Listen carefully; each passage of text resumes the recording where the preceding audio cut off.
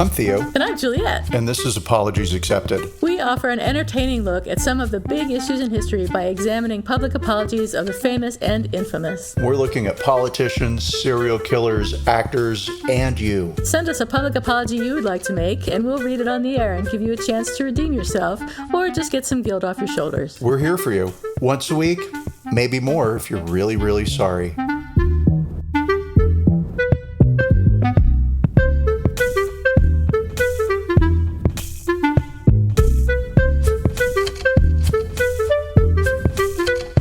Hey everybody. This is Apologies Accepted, the podcast. And I'm not Theo. And I am not Juliette, allegedly. Because how do I know I'm not you, really? Talking about these things. How do you know? We're all maybe the same person, really. I don't know. And I think we are. I think we are all the same person.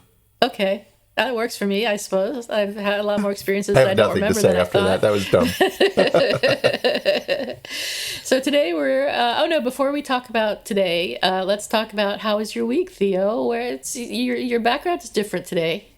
Yeah, I drove really far to get to California, and I am now with my friend out in Palm Springs, and got here yesterday, so I really don't even know that I'm here because driving, was it like 16, 18 hours? Holy Did you do it in moly. one stretch? Did you stop over in Tucson? No. Okay, good.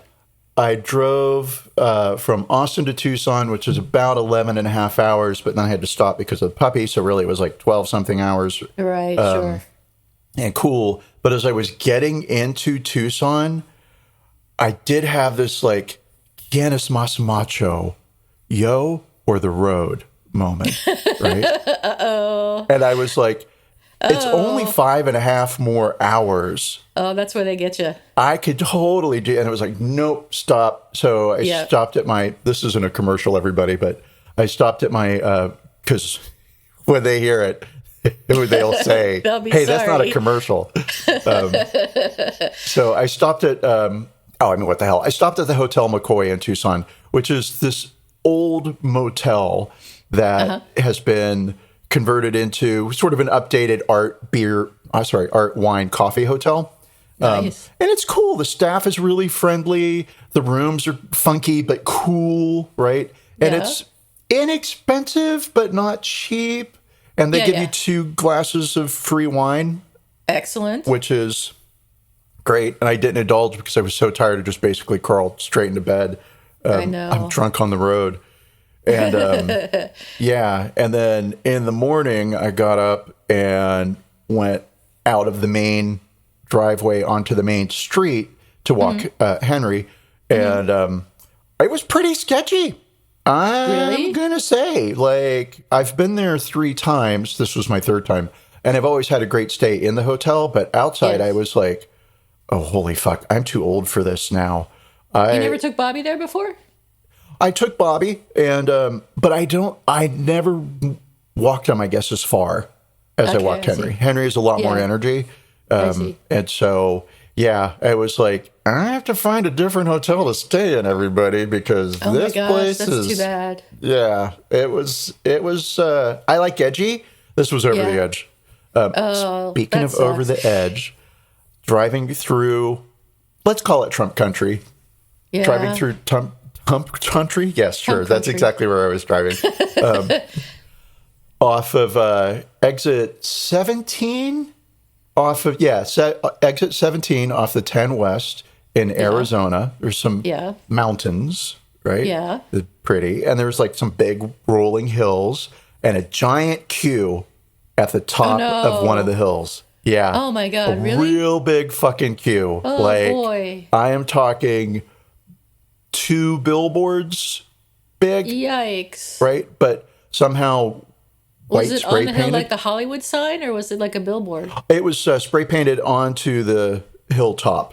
Wow. Yeah. Did you turn around and run? I kept driving. So, smart. But I was like, I'm going to get some white paint. And on the way back, I am going to paint that queue white. So it'll be a white queue. No, I'm going to put a UEER after it. Oh, awesome. Yeah. I think you should do that See, exit you 17 know they're going closer to murder me and blow up the mountain at the same time. Oh, man. Is 17 closer to Texas? No, I think it's I have no. Yeah, I guess it's closer to California. Because I never saw it before, but maybe I didn't. Maybe they put it up yesterday. Maybe they knew I was coming. Yeah, they did it just for like, you. Hey, boy, out of here. Time for you to leave Arizona. Yeah. Yikes. But, so that was it. That was my big news flash. Q is still alive in Arizona. Oh, no surprise, but scary, just the I was same. pretty fucking surprised. I was like, wow, that's fucking dedicated. Speaking of cults, of course, that's what we're doing today is NXIVM. But before we jump into that, and you've come back from Long Beach. Long Beach was nice. It was really pleasant, and it was nice change of scenery. I didn't do a whole lot, but I had a good time anyway, and just hanging out on the beach with the dog, hanging out in the studio apartment with my work. That's pretty much all I did. But walking around the neighborhoods, looking in people's windows, like I said. So that was I really enjoyed it. It was worth it. Nobody confronted me about parking in the wrong place like I was afraid they were going to or anything like that. So it was good. And this weekend, Brent and I are going to Santa Cruz for the weekend, which should be fun. Probably will be very crowded, but because of the 4th of July weekend. But it should be fun anyway. I hope there aren't too many fireworks, but I'm sure there will be, and the dog will be totally freaked out. How does your dog, whose name I've just forgotten, handle fireworks? Sorry, Henry. I forget his name all the time. It's called everything under the sun. How does Henry deal with fireworks? I don't know. We're going to find out. We've been having them in San Francisco for 2 weeks now. It's crazy. Holy moly, why? I don't know. It could be Pride. It could be started on Juneteenth, maybe. Juneteenth, I can kind of see. Pride, I mean, maybe, but I'll tell you, bitches don't spend their money on fireworks. They spend it on alcohol, so. They should. I mean, they should spend it on alcohol. Fireworks are a waste of money. I totally agree. Fireworks are fun for like 30 seconds, and then it's boring. And they set something on fire, and then you're sorry. That's how they get you. That's how they. If you're un-American, you're being canceled and evicted.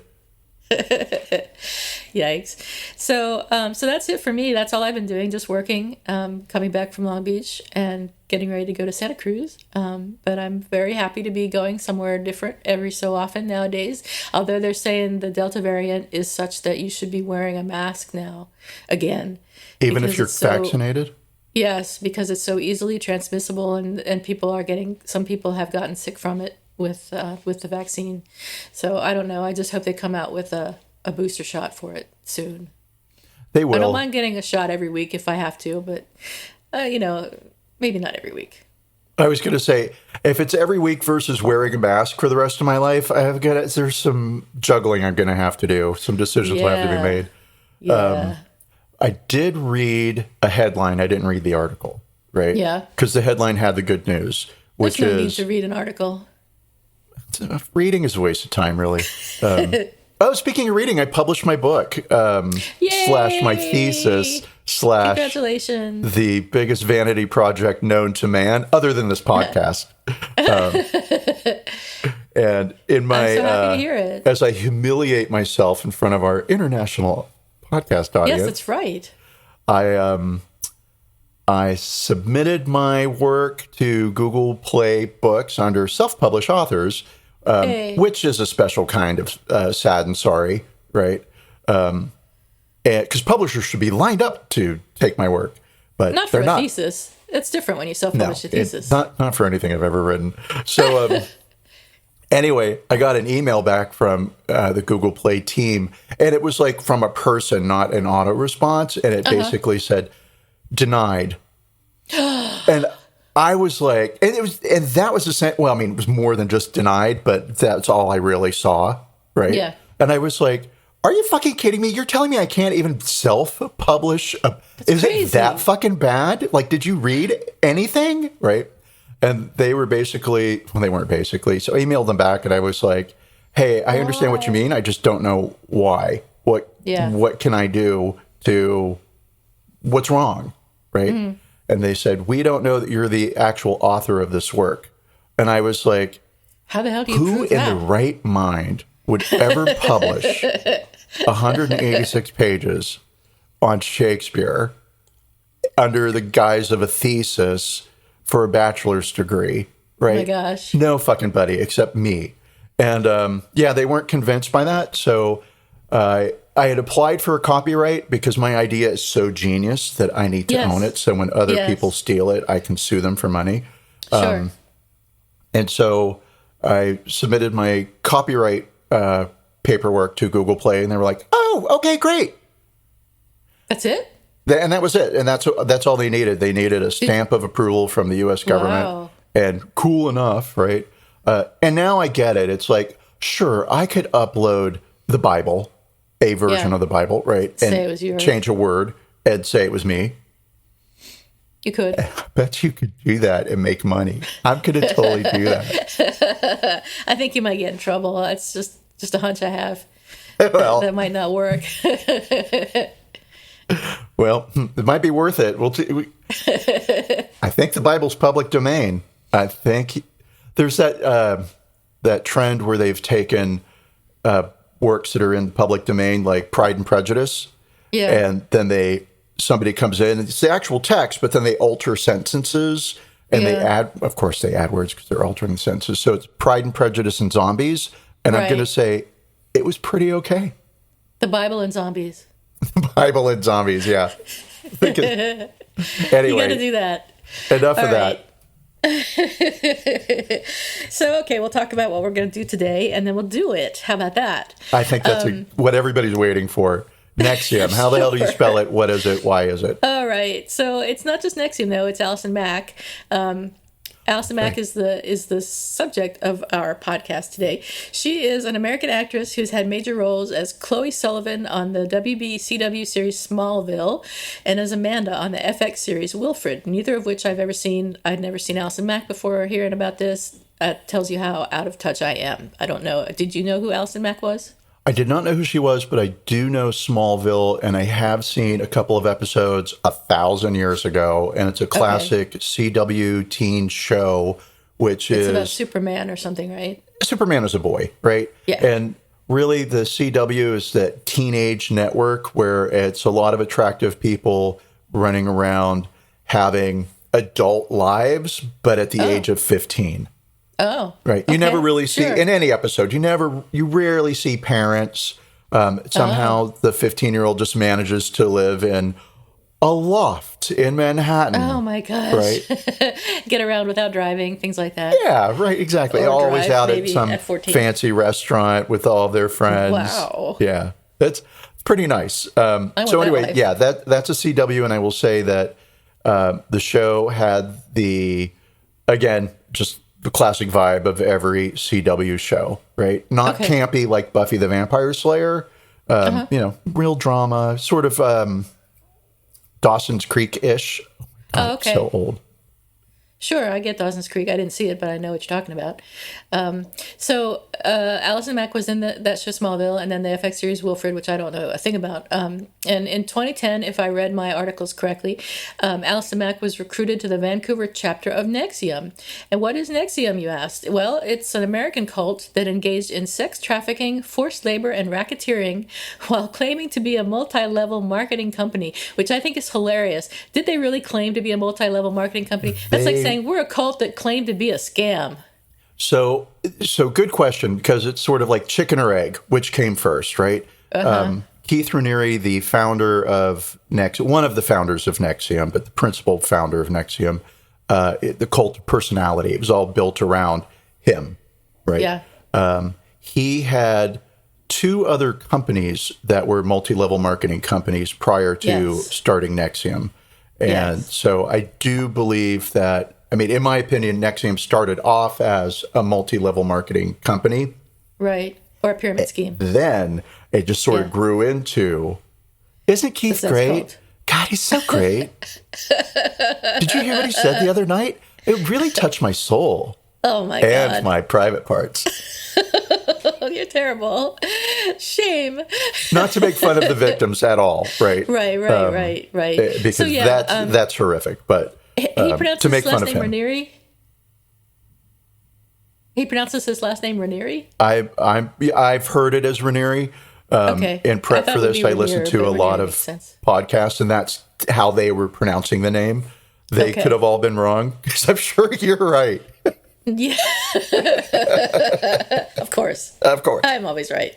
NXIVM was led by Keith Raniere, who had previously run at least one alleged pyramid scheme that collapsed with 250,000 customers. He was also ruled guilty of harassing an ex-girlfriend. And his teachings in NXIVM appear to be based on Ayn Rand and basically define ethics as self-interest. So NXIVM taught its philosophy through personal and professional development seminars in its executive success programs. According to Forbes, beginning in 1998, Keith Raniere attracted thousands of acolytes to his self-help group's headquarters near Albany, New York, with the promise of life-transforming classes. Raniere didn't just promise to unlock clients' greater potential. He claimed that his methods could abate symptoms of Tourette syndrome and even help kids speak up to 13 languages. Women in NXIVM were... Yes. Jump in right here, because the Tourette's aspect of this was hypnotizing to me. And I'm using that word specifically on purpose because Nancy Salzman is a hypnotist. And so there's a HBO documentary called The Vow, and anybody that's interested in this particular aspect of the NXIVM story, like they cured Tourette's. So there is a guy who had Tourette's, and I'm using past tense on purpose because he has been cured. Do you have any info on this? No. Great, because it is fascinating. His name is Mark Elliott, and he had Tourette's, and in 2013 claimed to be cured thanks to NXIVM and thanks to Nancy Salzman. Wow. So he is now a motivational speaker. He had Tourette's, and he legitimately had Tourette's. Like, there's video of him as a kid ticking, and I mean, clearly, he honestly had Tourette's, right? And now he doesn't. And it seems to have been cured, and I'm using the word seems on purpose as well, through just simply Nancy Salzman working with him and talking to him and getting down to the core of his limiting beliefs. He just simply believed that he had Tourette's and he would have it forever, and that there was no cure for it. And she convinced him that he was cured. So he has a website. As I mentioned, he's a motivational speaker. He's been Tourette's free for years. He is relatively, I can't guess his age, but he's a young, good-looking guy, right? So he's definitely the motivational speaker material. And when you go to his website, he's got a big banner loaded with a video clip of him, which is great. And it says, "I stand for human decency for even the most hated." And mind you, this is all post-NXIVM. He's had plenty of time to update his website, but he doesn't. And he says, "I stand for human decency for even the most hated. The canceled, Me Too'd men, the accused anti-maskers, anti-vaxxers, the arrested, Trump, Biden, LGBT people, minorities, left-wingers, right-wingers, blah, blah, blah. Someone who wore the wrong thing, Keith Raniere, NXIVM, insert who's next," right? And then there's a video of him where I'm sure he's explaining all of why he's still supporting NXIVM and Keith Raniere. And he says, "In a world where a single post or comment can travel the globe in an instant, any individual or company can go from a saint to the devil in a tweet of a second, with no warning or defense. With never-ending news cycles, clickbait, and a world quick to judge, taking a stance of treating the outed, the canceled, the disliked, or the hated with caution and compassion is becoming increasingly non-existent. Even worse, it can now be a danger to one's own reputation. My mission is to change that by inspiring human decency, kindness, and critical thinking in a world that desperately needs it. Using my own experience of prejudice from living with Tourette's syndrome for 20 years, and more recently, standing for the due process of my friends in the infamous company NXIVM, I remind audiences how little we know about each other's lives." We'll kind of leave it there. He goes on for a little bit more, and then he's got another paragraph where He talks about standing up for due process for Keith Raniere. And another video, and then he has a photograph of him with his arm around Keith Raniere. And then we get down to the about section where he talks about how he was cured through NXIVM.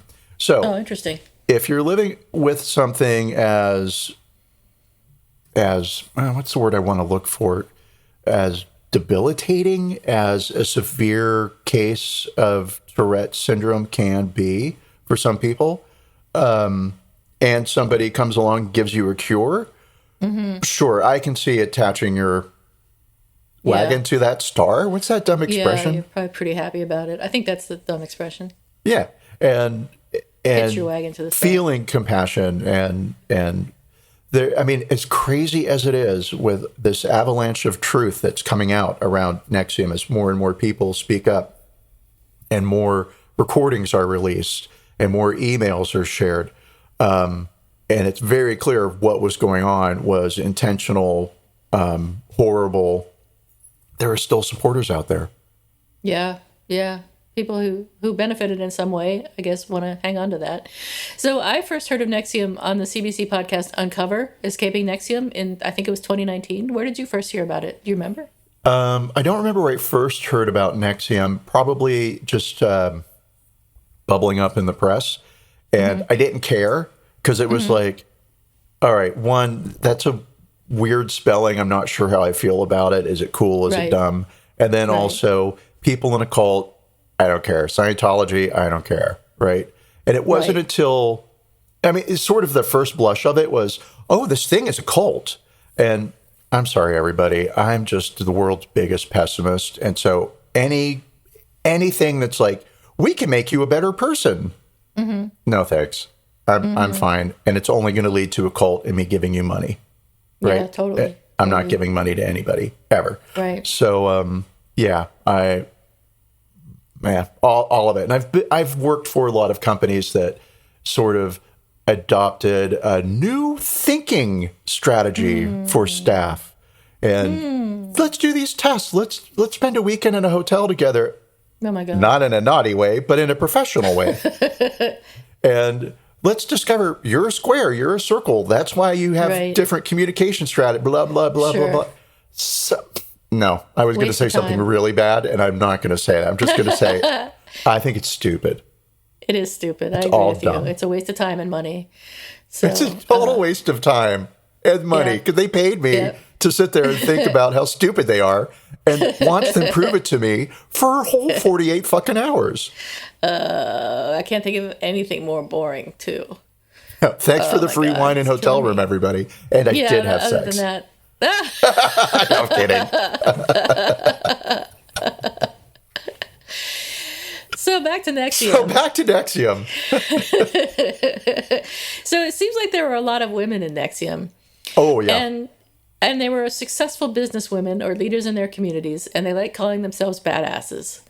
I know that. I don't know. I guess I can only speculate that Keith Raniere brought women into the organization. And later, I know as a fact that the women brought in other women, but we'll get to that later. I don't know how it started out.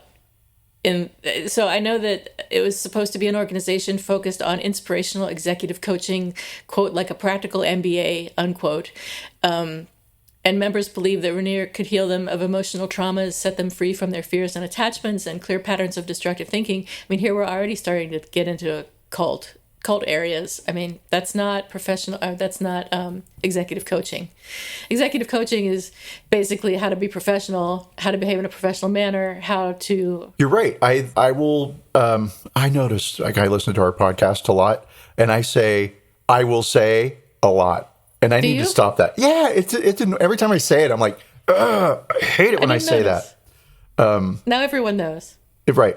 And now everybody will hate it when I say that. But then I love me so much in everything I say that it's totally fine. It'll be fine. Yeah. It all works out somehow. All right. Cool. So, yeah, Keith Raniere, no surprise, everybody, likes women. That's why he had a sex cult. And he particularly likes young, thin women. And when I say young, I mean 12 to 15. Wow. He's had Allegedly. documented. I mean, one of the charges he's up for is child sex abuse / I don't know if it's child trafficking, right? But I mean, they clearly have thrown as much at him as they possibly can, and deservedly so. Sorry, Mark Elliott. I know you're all standing with your friend, but like, he's a pedophile. So allegedly, he does well. I think proven because he's in jail for it. He's in jail now. Yeah. Yeah. So you can come at me, Keith, if you want. I'm all right. Not me. I said I'm not allegedly. worried about it. Juliette supports you, but I do not. So you're talking about women. Well, yeah. So we're talking about Keith Raniere and like, how did this all start? And how did this all start with the women, right? Yeah. What is it about? I don't want to say what is it about women, right? But what is it about women? Why do they allow this to happen? No. Let's just get on with this story, right? So, thank you, Wikipedia. This is what I am going to be, this is where I'm getting this information from. So, Keith Raniere had two multi-level marketing companies. One was some sort of an online purchasing thing. Don't really care enough to know more about it. And the other one was selling vitamins, right? Okay. Which is a complete ripoff of Herbalife. Keith Raniere had been involved with Amway, and I'm sure that's where he was introduced to the concept of multi-level marketing and how you get money from people and get them to get more money for you. Great. And then he was also into Scientology, and a lot of NXIVM just borrows straight out of Scientology. And if NXIVM had gotten bigger, Scientology would have come after them for sure. They use some of the same language, some of the same programming is a word I'm intentionally using. And so let's get to this part. So what is it about Keith Raniere? And I don't have an answer for that, but Nancy Salzman does. So in 1998, Keith Raniere's business partner and girlfriend, a woman named Tony Natalie, met Nancy Salzman, who was a nurse and a trained practitioner of hypnotism and a neuro-linguistic programmer, right? Ooh. So, okay. And Natalie says, Nancy said to me, "You're so wonderful. How can I help you?" So and this is Keith Raniere's girlfriend talking. So I said, "Well, you can help me with my boyfriend. He had grandiose ideas and his hours were becoming erratic again." She listened and said, "Oh, that's easy. I can help you. He's a sociopath." They met 4 days later, and she came out with glazed eyes and gave me the, "You don't even know who he is." And I was like, wow, there goes another one. Wow. So, yeah. Wow. So this woman, Nancy Salzman, who's professional, who had access to resources and money, who was highly educated, who was a powerful individual in her own right? I can hypnotize people and I can make them dance. She falls under Keith Raniere's spell. Somehow he's that charismatic. I've seen video of him. He's not super ugly, but that's what everybody says that. It's like, he's not ugly, but it's like, the question is, how does he have this army of women around him who are willing partners in polyamory? And not that that's bad. I mean, I don't care. I have friends who are polyamorous, right? Sure. I have a friend who has friends, and I'm going to claim her friends as mine because it sounds better. Why not? So, I mean, judgment, sure. But I will judge a chocolate chip cookie. So no offense, everybody. I just judgy. He just has this cult leader charisma. Yeah. Charisma. And Bill Clinton had it. You name any leader, right? Very Trump to me. Trump? The Keith Raniere level of narcissism. But Trump also has this, Trump the is so cult of personality. unappealing. I guess he does. I guess some people find him appealing. Ugh. So, yeah. So, NXIVM, was actually, not only were there a lot of women that were involved in NXIVM and under Keith Raniere's spell, but the company was shown in court to have been a recruiting platform for a secret society of women. And I'm going to pronounce this probably wrong because I'm a computer person. I'm going to call it DOS. But did they call it's DOS. It's DOS. Yeah, it's they're using the actual initials when they talk about it. But some people do call it DOS. I've heard DOS, right? And I've heard DOS, so... I'll call it DOS then. So the Secret Society of Women was called DOS, standing for some fake Latin, I forget now, Dominus obsequious. Sororium or something. Not senatorium, sorority, but plural sororatorium. Sure. Yeah. So it's supposed to mean the women enthralled to Keith Raniere or something like that. It means something like the master's control over the sisterhood or something like that. But essentially, that's what it means. Right. So that's what DOS stands for, is also known as the vow. And in the secret society, women were branded and forced into sexual slavery. Female leaders in NXIVM could, if they were powerful enough, be called masters, and they managed what was called slaves. And each master was supposed to bring in slaves to the organization, and then to become masters, their slaves would recruit slaves of their own. Multi-level marketing, master and slave relationship. With sex cults.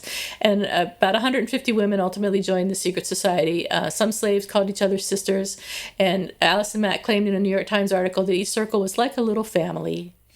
They were expected to wear a collar, which is a piece of jewelry they couldn't take off, symbolizing their commitment to their master, and they branded their victims, which was supposedly Allison Mack's idea. At least she said it was her idea in a New York Times interview. And I just have to say, as if the brand wasn't enough, right? Like, and a collar to remind you, because the branding won't remind you. Yeah, right.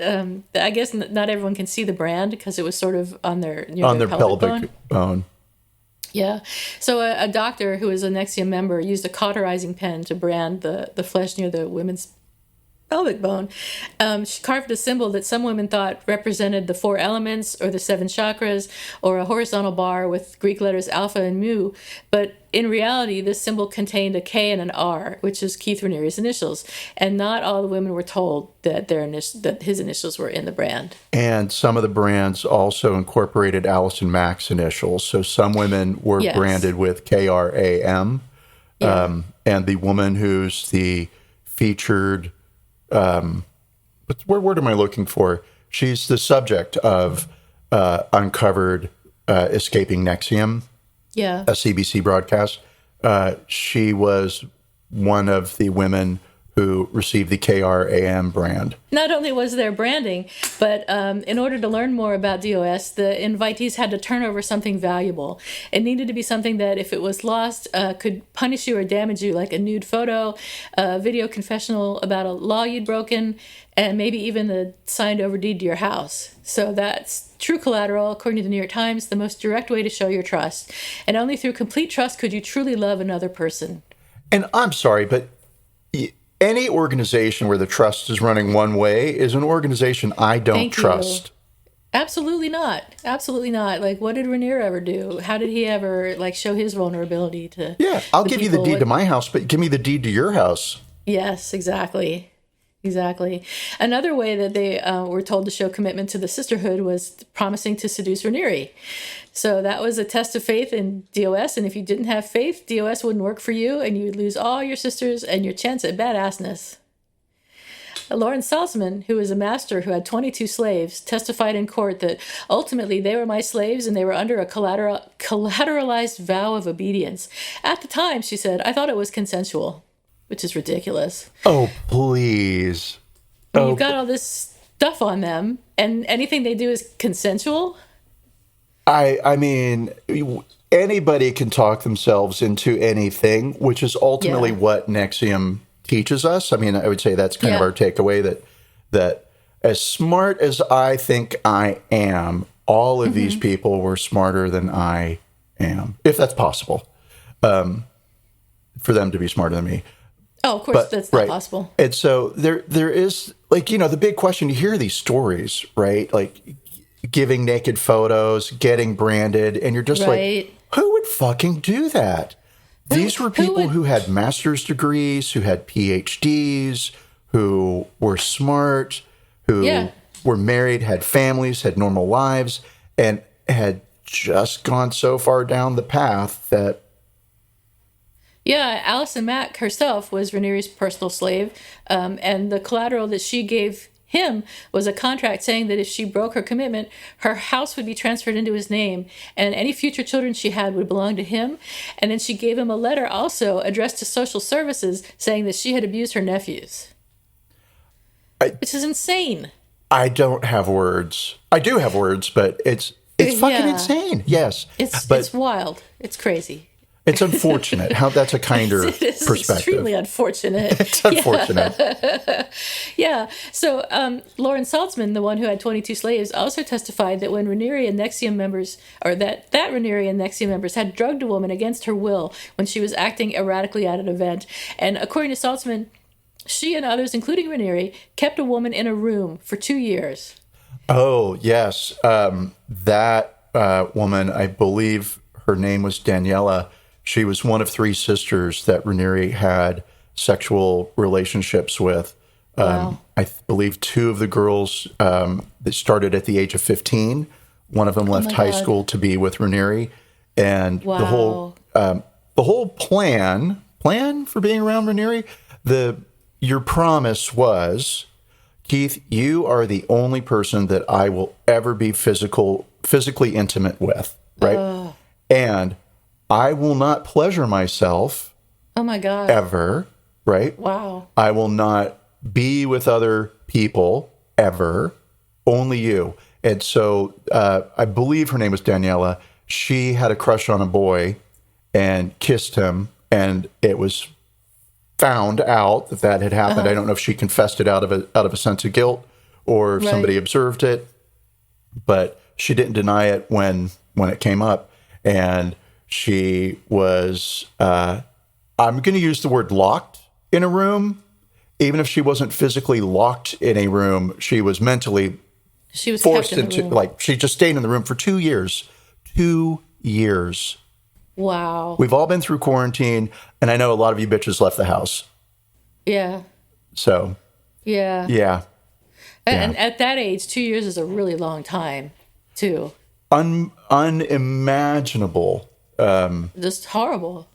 Yes. And so, Daniela is one of the now women, but previously girls, who testified against Keith Raniere at trial, and her own father and her older sister still support Raniere. Her own father supports Keith Raniere to this day. Unbelievable. It's literally unbelievable. I mean, I could make a joke and say it's unfortunate, but that's just sad. That's really sad. Poor woman. We need the Pope. We need the Pope here to tell us how sad this is. Or something. Yeah. Yeah. Yeah. Well, fortunately, Allison Mack was arrested in Brooklyn by the FBI in April 2018 on charges of sex trafficking conspiracy, and forced labor conspiracy. She was released later that month on $5 million bond and was held under house arrest under the custody of her parents in California. She did plead guilty to racketeering conspiracy and racketeering related to her alleged role in the sex trafficking case. If she's convicted of all charges, she will face imprisonment for a minimum of 15 years, and her sentencing is tomorrow, June 30th, 2021. Oh, that's great. I didn't know when her sentence... I just found out yesterday, and I was like, we should have postponed the podcast until after the sentencing, but it doesn't really matter. Well, I mean, we can always do an addendum to this. So future us, remember, you have to tack on another 5 minutes to update everybody as to what happened.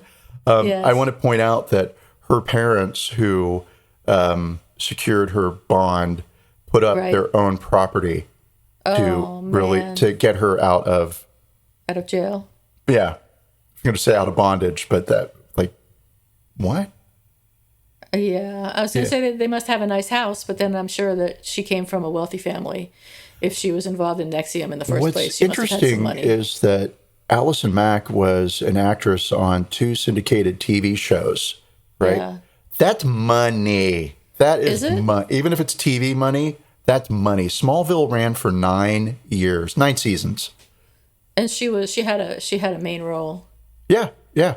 And, the average, air quotes around this, the average lifespan of a successful series, successful TV show is 5 seasons. If you can get 5 seasons Okay. in, you're pretty much great. assured that you're going to sit back and collect royalties for a Nice. good long while, right? So 9 years, So incredible. you think she should have had enough money to put up her own bond? Well, so this is a guess, total guess. I'm going to guess that a lot of that sweet, sweet money went straight to Keith Raniere after she was deep in, Oh, yeah. which is why her parents probably had to put up their own property in order to secure her release. But I don't Yeah. know that. And Yeah. there's no way to find that out because Google doesn't exist. Doesn't tell you. So fortunately, in October 2020, Keith Raniere was sentenced to 120 years in prison, which seems okay, like fine. But then, I mean, you think about, never mind. You think about, and then you started thinking about it. I mean, No, you think about he gets what? 120 years in prison, and then other people get. It just doesn't make any sense. The jail terms people get for various things. We People are can't- in for drug charges for hundreds of years. People murder people and they get out free. I don't None get of it makes sense. We have None an of it makes imperfect justice system because we are imperfect people. And I don't have, I mean, it's gross. It's totally gross. And it's completely unfair. There are people in jail today for marijuana possession, Yeah, right? Yeah. For possessing less marijuana than you can go and buy Yeah. in a really fucking beautiful dispensary Oh yeah, today, absolutely. right? Absolutely. We're all running around with so much marijuana on us, and And people not in even jail one for guy, a tiny little bit of marijuana. countless people are in jail. Yes. It's And terrible. it We need is- to let them out. It is, but anyway, yes, we'll wait for someone to apologize for that, and then we'll tackle that issue.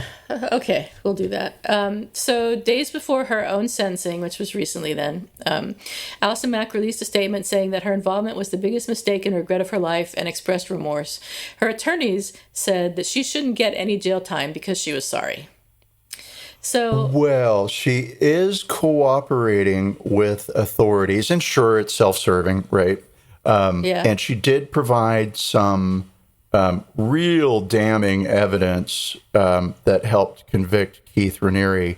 She had audio recordings of him telling her how DOS or DOS was to be organized, how the branding ritual was to take place. And it's his voice and Yeah. her voice on a telephone line where he's telling her the women need to be held down by other women and they Yikes. need to be branded and they need to be nude and it needs to feel like a sacrificial victim is being Yeah. placed on a table. So, I mean, he can't deny that he did know what was going Yeah. on because he Yeah. was issuing the instructions. And without that audio, it would have been his word against hers. Yeah. You know, I didn't know So what that's was good. happening. I just knew all these women were just happy to sleep with me and do whatever I told them. And that's a totally normal thing to happen to me, Keith Raniere. So I'm used to it. Yeah. So it's all that Allison all right. Mack. So it's not just that she's sorry that her attorneys are asking for no jail time. It's her contributions to the Right. conviction And of course, Keith she's Raniere. providing that because she's sorry. And Yeah, of course. yeah. So I have her apology. If you want to talk about that now. Oh, I'll yes, read- please. Okay. So this apology was made to the federal judge who will be sentencing her tomorrow, FYI. And she said, and I won't read the whole thing because it is very long, but I will read some of the key parts, and there you can tell us if you think there are additional key parts that we need to discuss.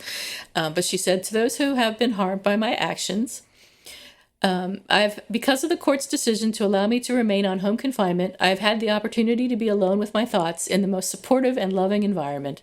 Such an opportunity has offered me the time and strength I needed to confront the darkest parts of myself and come to terms with the pain my actions have inflicted on so many people I love, which is the reason for this letter. It is now of paramount importance for me to say, from the bottom of my heart, I am sorry. I am sorry to those of you that I brought into NXIVM. I am sorry I ever exposed you to the nefarious and emotionally abusive schemes of a twisted man. I am sorry that I encouraged you to use your resources to participate in something that was ultimately so ugly.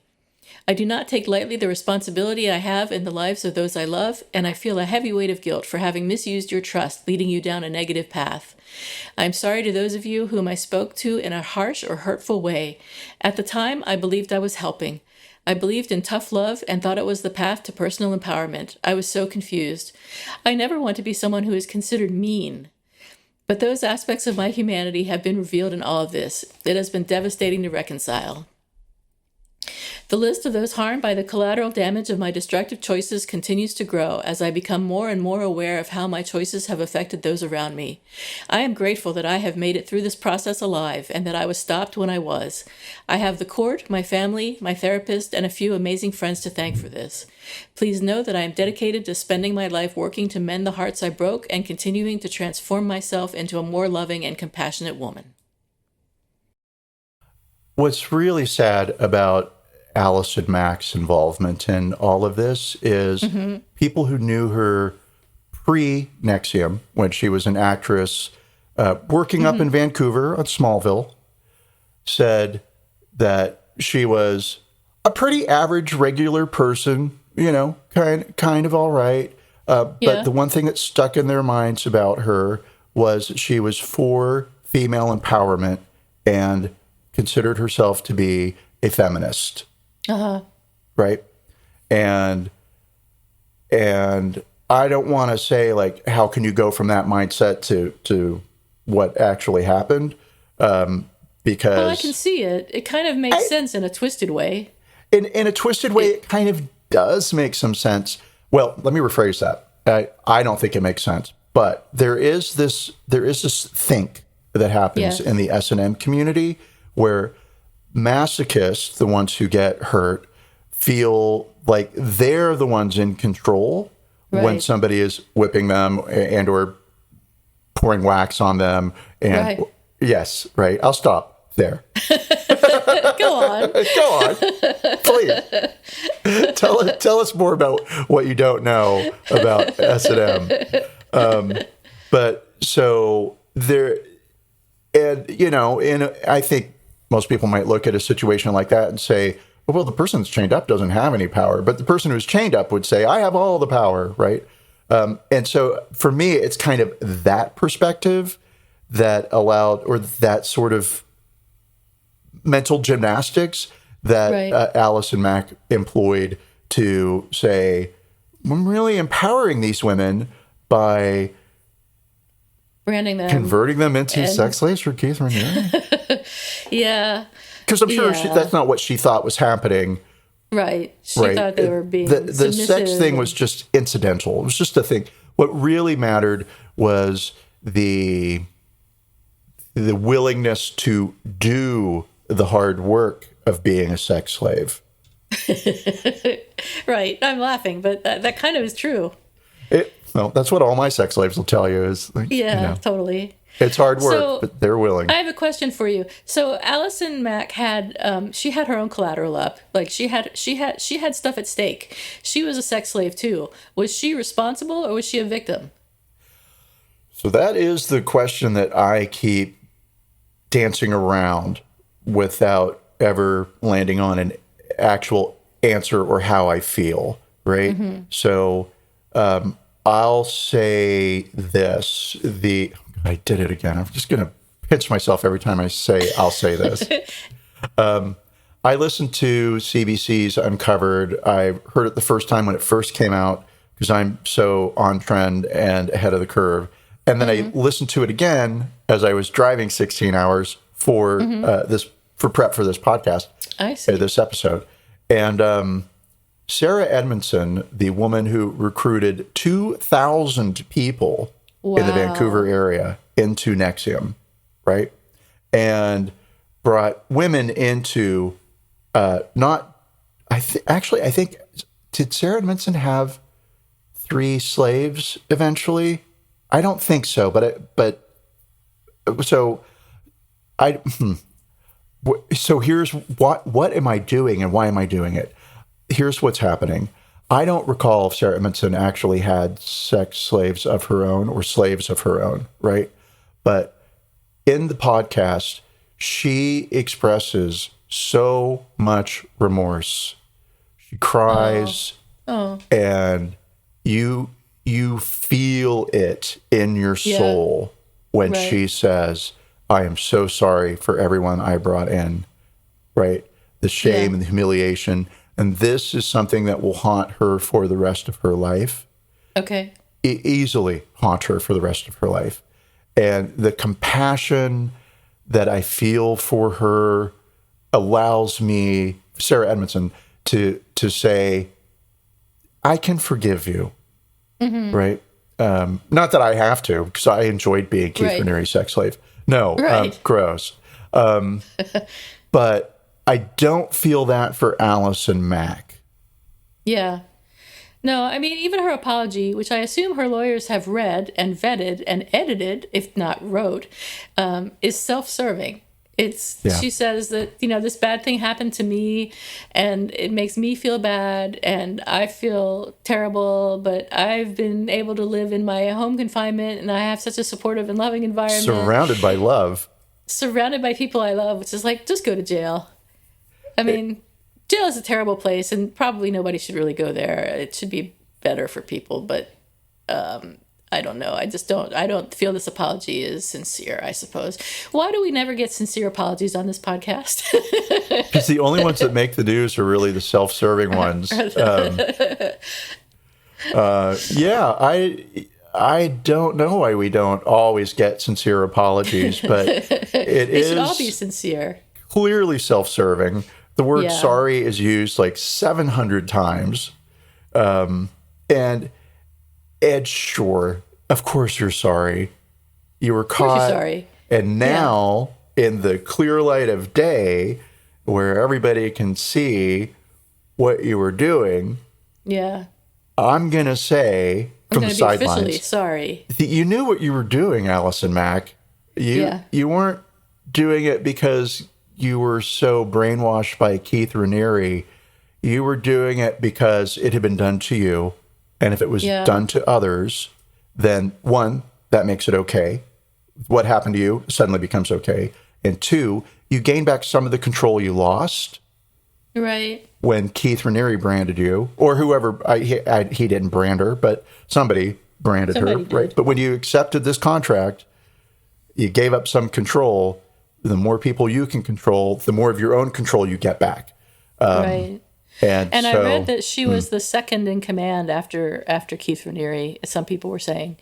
So she knew what was going on. She had full understanding. She had full understanding because she had direction from Keith Raniere that was provided not under the guise of, here's what's really going to help these women deal with their emotional issues, pain, and working through the pain. It was brand them and let me have them. Wow. I mean, harsh. I'm paraphrasing. No, I assumed that but not by much. I mean, that's basically what he was. That's what he was saying, and he said it pretty close to that. Wow. Yeah. So I recommend the Uncover podcast. Highly. I think it was very interesting, and I don't know that I'll say I enjoyed it. And phenomenal weirdness in the universe, like this synchronicity. I always love when synchronatic things happen. Made that word up. I don't know. Synchronic? Sure. That sounds even better. Synchronistic? Sure. When the synchronistic things happen. And so... Synchronized. So, I have no idea what I said, and it sounded like you said die. I said synchronized. Synchronized, sure. But, okay, so the CBC podcast is hosted by a guy named, not gay, a guy named Joshua Block. And Joshua Block is a reporter for CBC, podcast host, right? Distinguished podcast host. Mm-hmm. And he went to preschool with Sarah Edmondson. He met her when she was 2 years old. They met each other when they were 2 years old, right? Wow. They went to school together. They went to summer camp together. Their families vacationed together as children through teenagers, right? They lost touch with each other, childhood friends. Lost touch with each other and accidentally bumped into each other when, I'm going to call him Josh because we're friends. Yeah, you're so close. When Josh was visiting his parents, and he took his kids to the park, and Sarah was in the same park with her kids, and they were like, "Hey, what's up? How have you been? It's been years and years. Oh my gosh, it's so great to see you." And he said, "Yeah, my life, whatever. I'm host of a CBC podcast thing, right?" And she was like, "I just escaped a cult last week." Wow. And he was like, "Oh, please tell me more." Right. And she did. And so that's the birth of this, right? And it's not that he's the only person who could tell the story, but how bizarre is it? And what a lucky strike. Well, what a lucky strike for him that his friend was in a sex cult. Juliette, listen, you're not doing enough for our friendship, and you need to join a sex cult so that I can do a podcast about it. I'll get on that, yeah. All right, I'll start recording now. Okay. So I don't want to say I just that's love, an interesting but story. For me, there's a story within that story. It's like, it's not only, NXIVM and the slave stuff, but it's like, holy fuck, you knew one of the key players in this from the age of 2 to 17?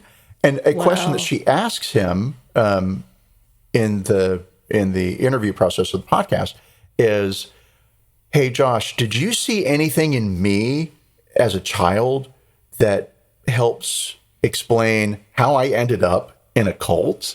Wow. I mean, she's a highly accomplished, very successful person. Yeah. And or was. I think a lot of this has financially impacted her and her family.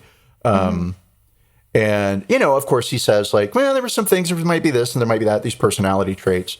And when you walk away from this NXIVM case, you're left with this question of not could this happen to me, but how could anybody get involved with something like this? Right. Right. And I mean, you can easily look at Scientology. You can easily look at the cult of Trump. Yep. Right. Yeah. Or Q. And yeah, people are looking for answers. And when they find something or somebody that gives them a sense of answerhood, sure, that works. Then you latch onto that. And I don't know. I've always said in my infinite wisdom that if you have to pay a religion or an organization to belong, you probably shouldn't belong. Correct. It's certainly not a spiritual organization if they require you to give them cold hard cash. Correct. Yes. Yes. There is nothing about money that serves anything in spirituality. And sure, churches need to keep their lights on or whatever, but, maybe they don't need to keep their lights on. Maybe they need to be itinerant priests or something if they can't afford to have a church. And there is a whole lot of things that can happen. And you do not need to require people to give 20% of their income or whatever, or all of their income to you. Yeah. I mean, it's all stupid. And, good luck if that's... I'm all for anything that gives somebody a sense of peace as long as it doesn't harm other people. And so one of the arguments that I heard on a podcast about NXIVM that, so I didn't listen to Joe Rogan. Okay. I'm apologizing already. You better not, yeah. Please. Oh, Jesus Christ. Oh, God. Ugh. Our friendship would be over. No, I'm kidding. Why would I want any of that kind of thinking in my brain ever? Why would you? But I was listening to a woman named Roberta Glass, and she's a court reporter. Well, she's not a court reporter. She's a reporter, and somehow she's a legal person. And she has a podcast, and I was listening to a couple of episodes, and they were fun. They were good. They're short, and it's all about like, hey, here's the legal analysis of blah, blah, blah. And so she's sitting in the NXIVM courtroom, and I'll tell these stories, whatever. It's kind of disjointed, but come along with me, everybody, on this journey, right? We'll get to the point. So she's sitting in the courtroom and observing Allison Mack's testimony, and Allison Mack requested a bathroom break, which the irony in that is beyond anything. NXIVM was famous for not allowing people bathroom breaks in their ESP, executive something training course, right? Wow. Because you need to control your bodily functions. And Wow. yeah, so you go, I don't know how many hours, but they just didn't allow bathroom breaks. Right? Yikes. That was a sign of weakness. So Allison Mack asking for a bathroom break. Yeah. Hey, I'm all for bathroom breaks, right? But I mean, again, whatever. And so Roberta, being the reporter of the century and a woman, got up and went to the ladies' room Yeah. with Allison Mack Yeah. and recorded her peeing. No. It said, or somebody, another woman in the women's room, ladies' room, said, the bathroom. That's better. I'm trying to move away from gender terms. Just as I talk, rather than male, female, to say people, but that's me. Okay, cool. And they said, hey, thanks for doing that. And Allison Mack said, yeah, I figured I'd take one for the team. I'm used to that. And Roberta said, it got real awkward in the ladies' room, which I think should be a song. Awkward in the ladies' room. The song title. Got real awkward in the ladies' room. Number 5 on the charts. Sort of. But so Roberta Glass, I want to say Ira Glass, sorry. So she had another episode, and she's talking about how men are viewing NXIVM, and she uses Joe Rogan and Alex InfoWars. Is it Alex Jones? Yeah. Okay. Both of those men had something to say about the NXIVM sex cult. And in Roberta's opinion, it's the fantasy of all men to have women as sex slaves, right? And so it wasn't they were asking for it. It was those women know what they were doing, and it's not fair to kink shame. And if a woman is getting sexual pleasure out of being a sex slave, then it's unfair for the government to come in and tell them that they are doing it against their will. I'm not sure that's what was going on here, though. Well, I'm going to say, did you hear any of the women talk about what they went through? Yeah. This wasn't I got drunk and I slept with the wrong person, right? It wasn't like I got sexual pleasure out of being branded. It wasn't it's pleasure at all, right? Right. Yeah, and I mean, yeah, there's still a lot of that kind of thought out there. Ooh. Yeah, and so there were clips of Joe Rogan basically saying why kink. He didn't say kink shame. I'm using that word, right? But in essence, that's what he was saying. Don't kink shame these women, right? And then Alex Jones, whatever. I sort of did. I hear his name and I tune out immediately. But it was very much along the same lines. And gross, right? Totally gross. Yeah, and so gross to the max. Yeah. Yeah. So, okay, this sucks. This episode sucked. Just kidding. No, we got to talk about sex slaves, and that's sexy. It was educational and sad, and please don't give your money to your church. Stay out of cults. Stay out of cults. Call your dad. Except for anyone that we start.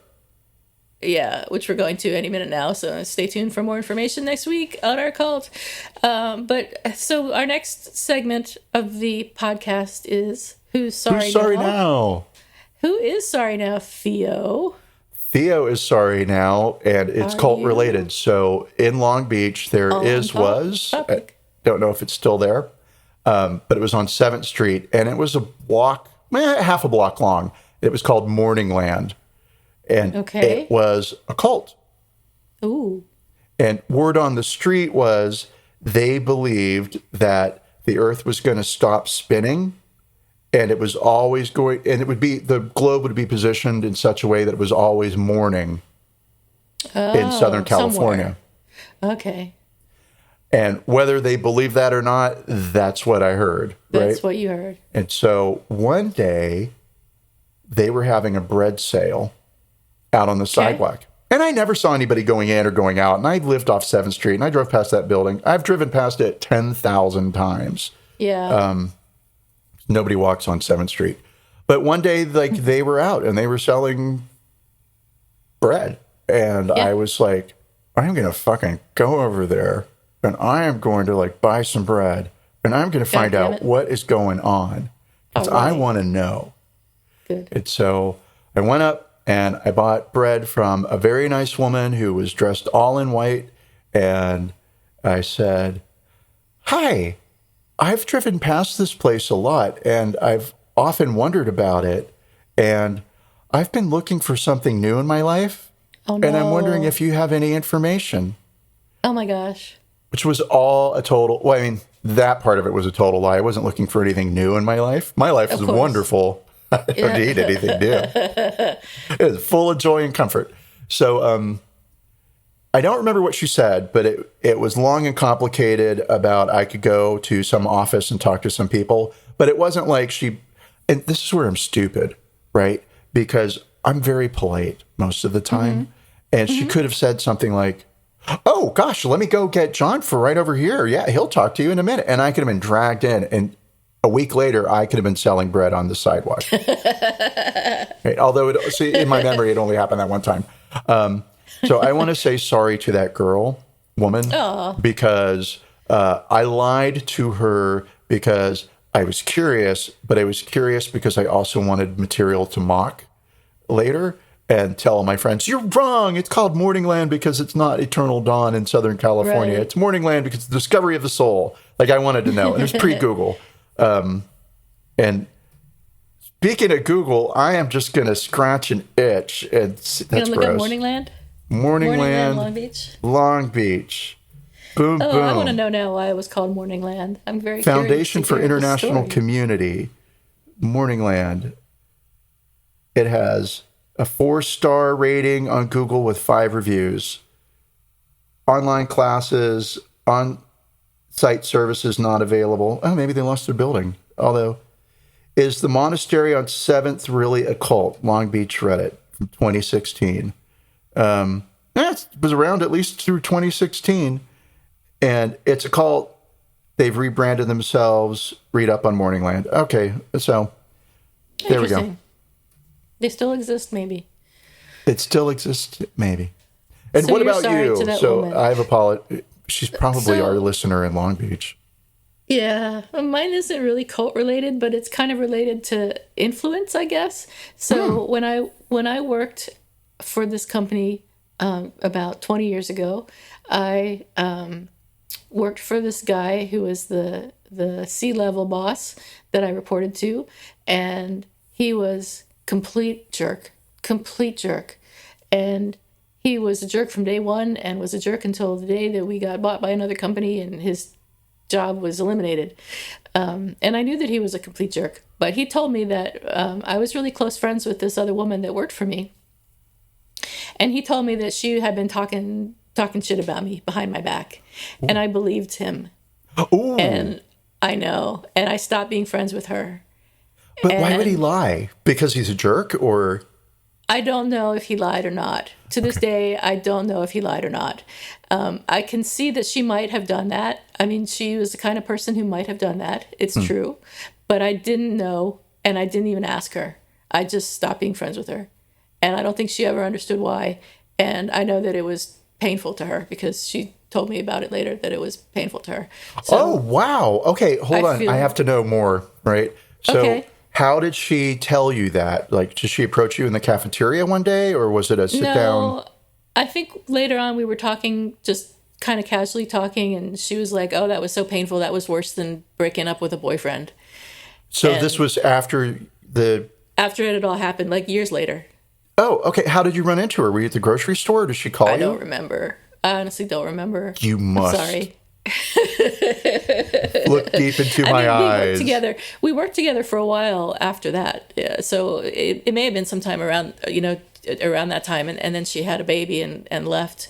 I think, if I'm remembering correctly, she had a baby and left the job and went to work somewhere else after she had raised the baby for a while.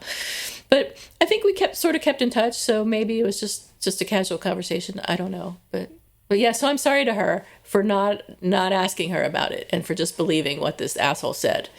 That's my who's sorry now. Oh, that's sweet. I feel bad about believing that guy. I should have asked her, but there you are. The mistakes we made. Well, we later tried to be friends again, but it just wasn't there.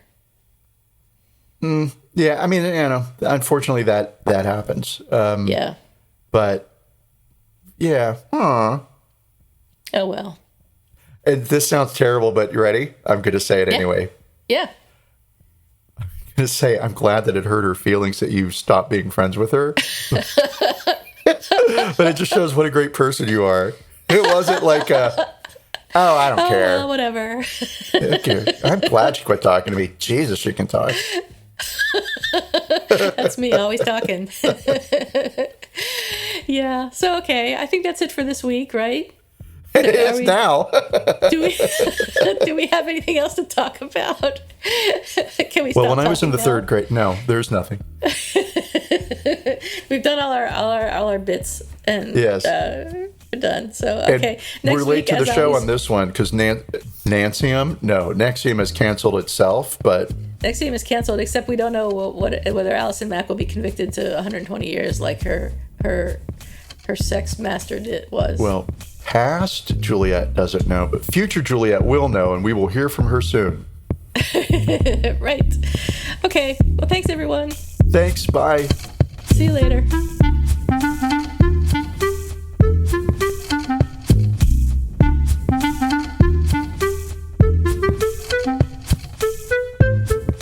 Thank you for listening to Apologies Accepted, the podcast. You can find links to the articles and the sources in the show notes. To submit an apology or find out more, visit us at apologiesaccepted.net, where you can also find our merchandise. We're on Twitter at Apologies Accepted. And on Instagram at apologies.accepted. You can support our important work at Patreon.com/Apologies Accepted. And fuck Facebook. Bye. Bye.